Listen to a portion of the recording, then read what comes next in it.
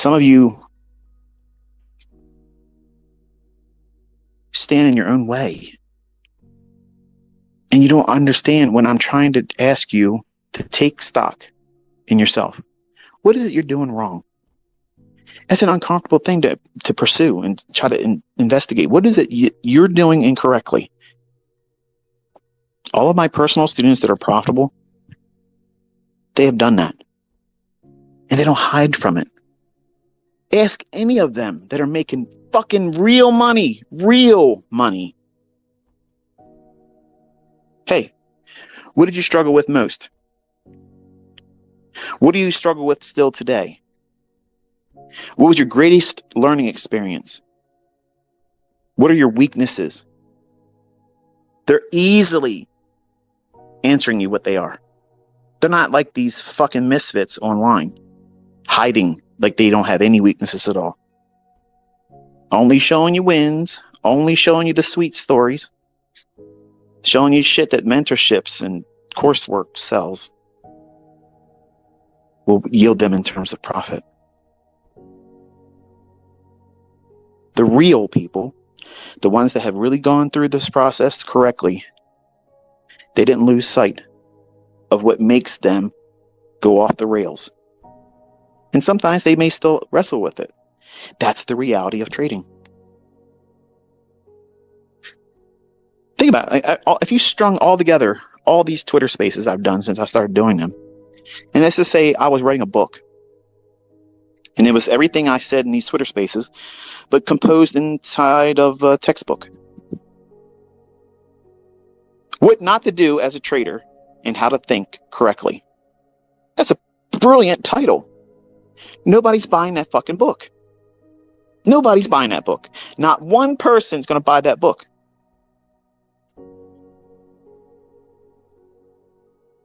How to learn to trade with a demo account over 12 months. Nobody's buying that fucking course. Nobody's buying that book. Nobody's watching that playlist.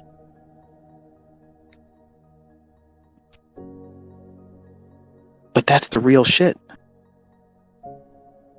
Everybody that sits in and listens to these Twitter spaces, you have exactly what's required because you want to know how to think.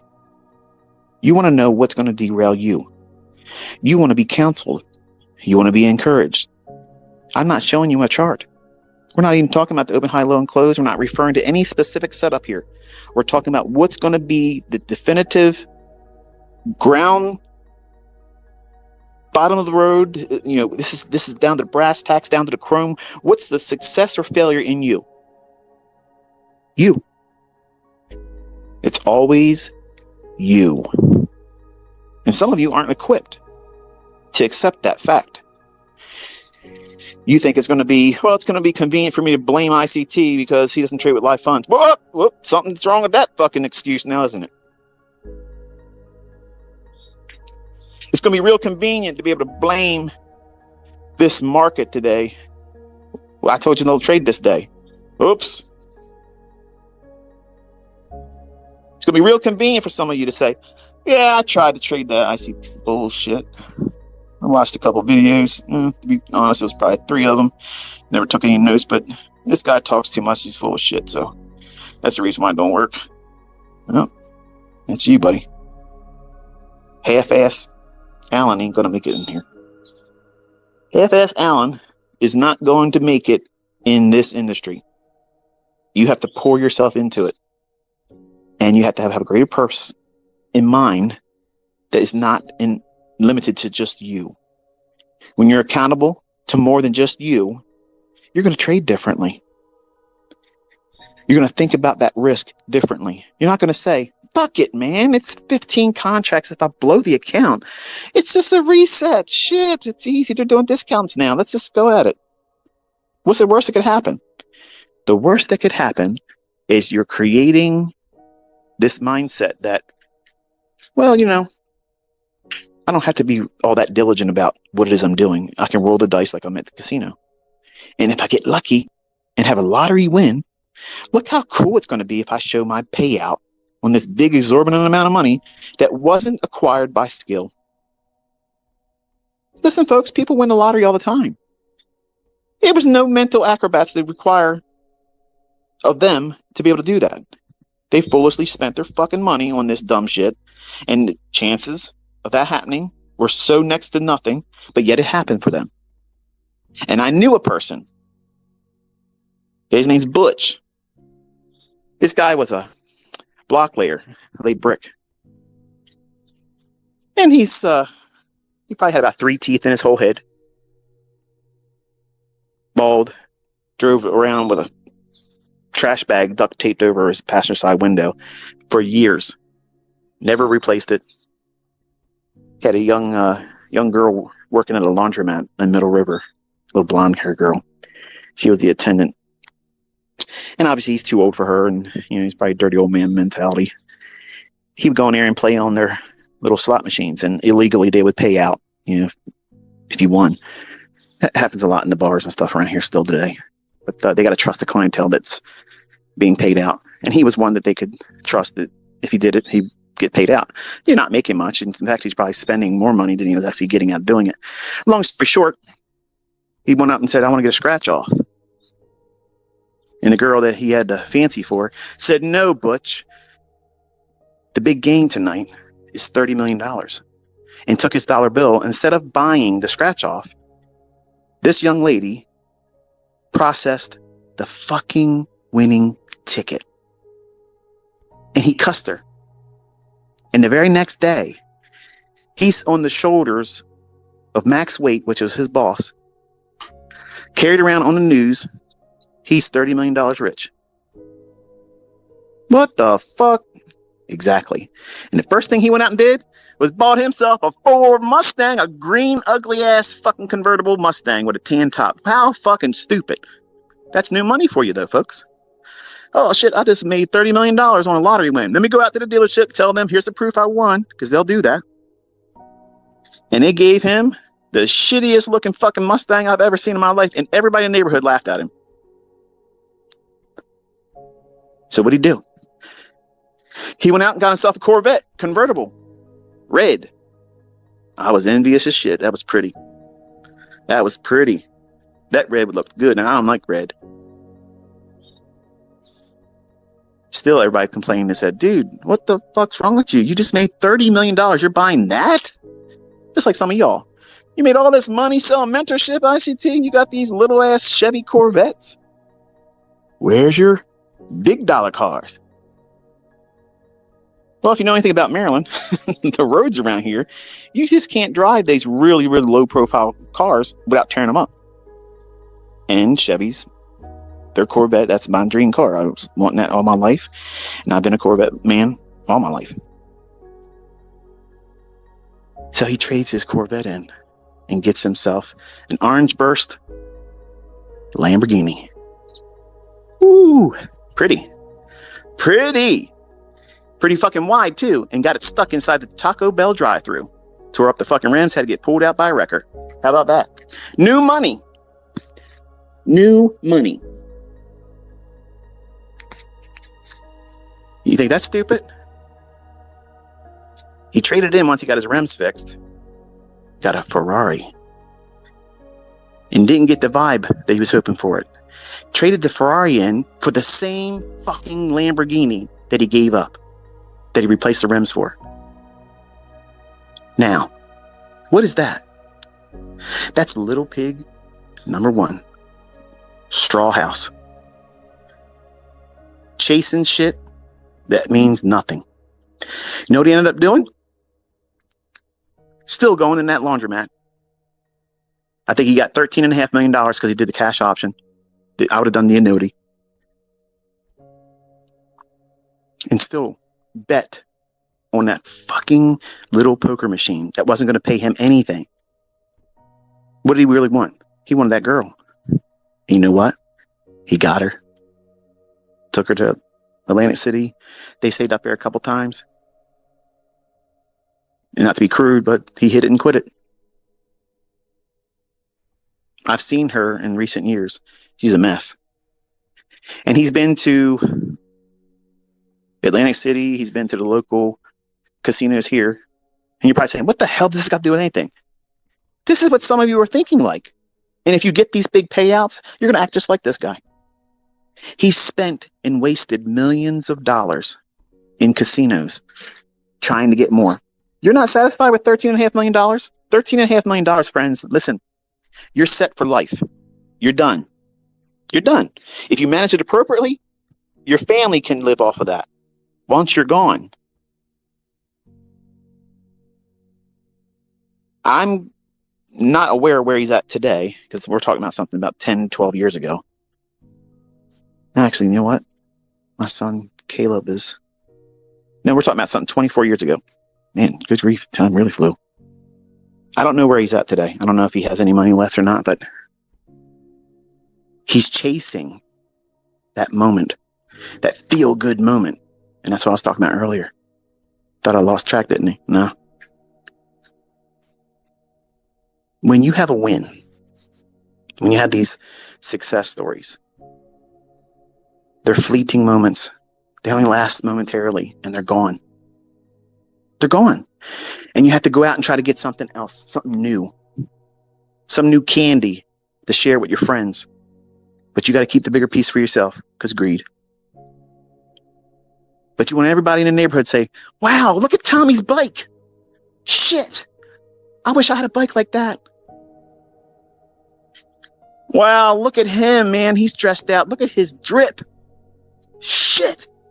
His kicks are awesome. I'm going to get a pair of them. I don't care what I got to sell on Hawk. I'm going to get that. That watch. Look at that watch. Wow, he spent that much? Man, if I had a watch like that, people would really respect me. Let me tell you something, folks. I have watches that cost more than anybody that's an influencer in YouTube finance for Forex or futures. I have watches that cost more than their fucking houses, okay? I don't need to show you that. Who gives a shit about that? They're not good investments. When the shit goes upside down, that watch is going to do nothing for me. Nothing. My Corvettes aren't going to do shit for me. The money in the bank ain't going to do nothing for me.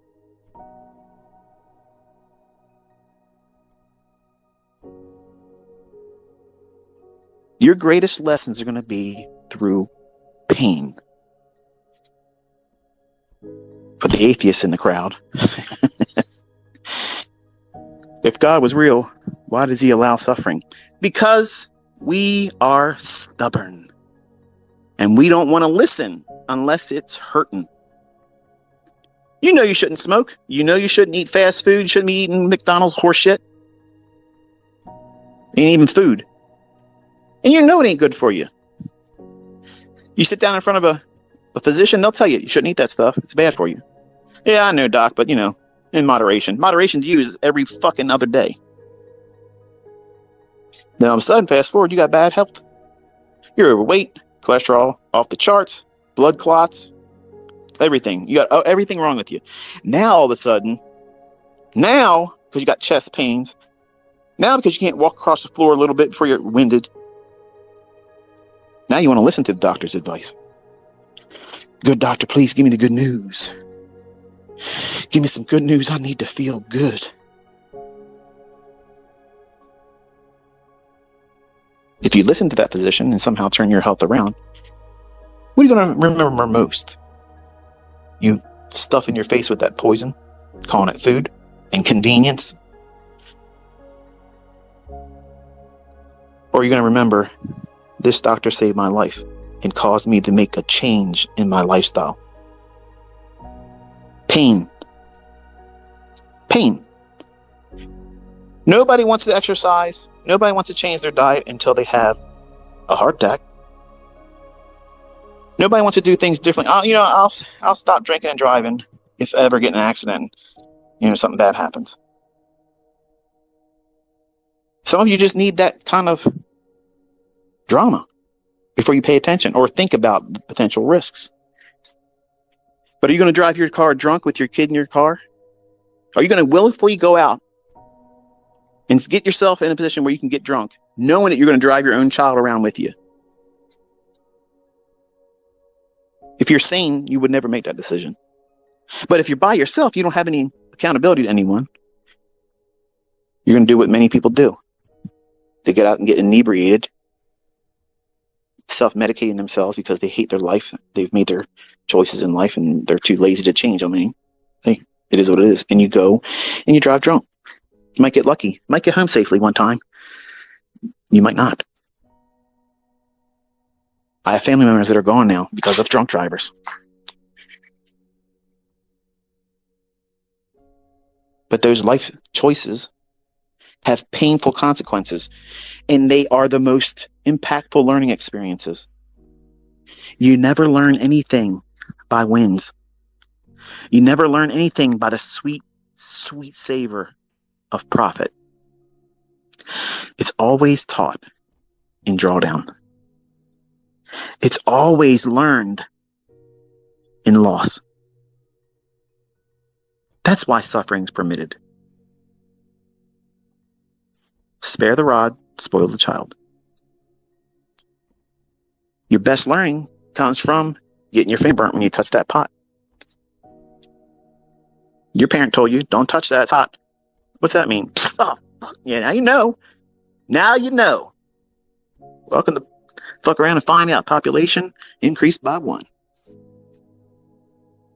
That's the reason why suffering exists. And you should not be hateful or spiteful when you have losing trades, because there are opportunities for you to improve. You're in drawdown. I counseled someone that sent a tweet. I'm so disgusted with myself. I lost 50% of my account in the last few days trying to do something, this and that and the other thing. Well, what's the rule around here? We don't piss and moan. Pissing and moaning are for failures. You want to be a failure? Do that. Because all your attention, your energy, and time is being devoted to something that's not going to yield any fruit to you at all except for rot.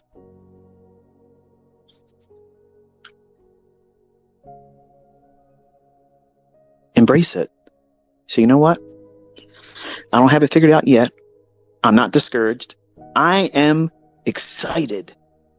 I'm excited how I'm going to take these piles of shit that I just simply wait around and let them calcify and become hard, and I'll use them like a fucking stepping stone, and I'm going up. I'm not going to struggle. I'm not going to wait around in this shit. I'm going to just sit still. And that shit will harden up. Then step on top of it. Just like cement, it'll carry you to a higher plateau. You can always buy new fucking shoes later on when you can afford it. Right now, it is what it is. Everything is temporary, folks. Everything. And success, if you allow it to be, it too can be temporary. You don't want temporary success. You want to have a life experience where you have so many milestones that you can look back on and say, at the time when I was walking into this and it wasn't happening to me and I was feeling the pain and the struggle, I felt like it was the end. I had to quit. But something inside me said, you know what? This is a learning opportunity. It's just like a bad day at work. You still got bills to fucking pay. Suck it up, Buttercup. You got somebody that's depending on you. You don't have a child? Okay. You do.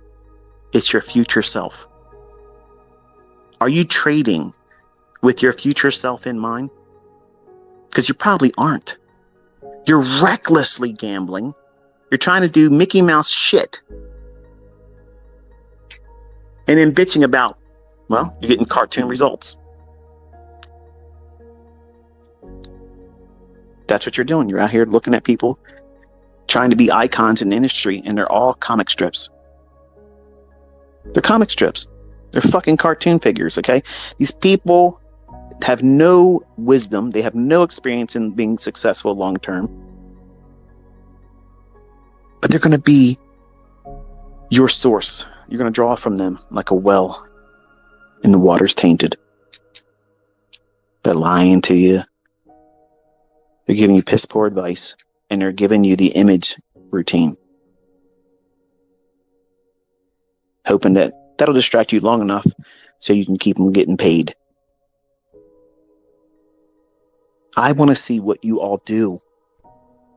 I want to see how you live, whose lives you impact, what you do with it once you're there. I enjoy doing this But I have the latter part of my life to sit back and observe what my students do with this. How do you live your life? Do you live your life like an asshole? Are you a pillar in the global community where you're not trying to be all about you? Are you making an investment in other people's lives? Are you impacting other people's lives in a positive way? That's why I'm doing this. I know all the things I have in this world is bountiful. I'm blessed. I am absolutely blessed, Father. I'm so thankful that you favored me undeservingly. I did not deserve any of these things. I did not deserve to be chosen to have this understanding. And many times I fall on my face as an advocate for him because I don't have the ability to control myself sometimes. But I don't think that he chose me foolishly. He knows my heart. He knows my intentions. And when I talk to you this way, in a manner, in a capacity that is not yielding anything monetarily to me, it's not giving me anything except for peace of mind knowing that I've instilled in you experience, wisdom, life experience that unless you go through these painful events, you may not be of the mindset that see it as a learning experience. It could be the ticket out of here and you don't ever want to do it again. That wasn't for me. I took lots of breaks and I called it quitting. But there's a lot of wrong ways to do this stuff. And it's always packaged as the easier shortcut. There is no shortcut. There's no way around the hard, one step in front of the other journey. It's Piper chewing up a pair of swimming goggles. My son Cameron's going to be upset about that, but it serves him right. He left them on the ground. I told him to pick them up. Life lessons. He'll remember that now. He paid for it with his money. You're a terrible father. You're letting your dog chew up his thing. Save your parenting advice. I have children that aren't doing what I want them to do. Hardship is a lesson. It's a good taskmaster.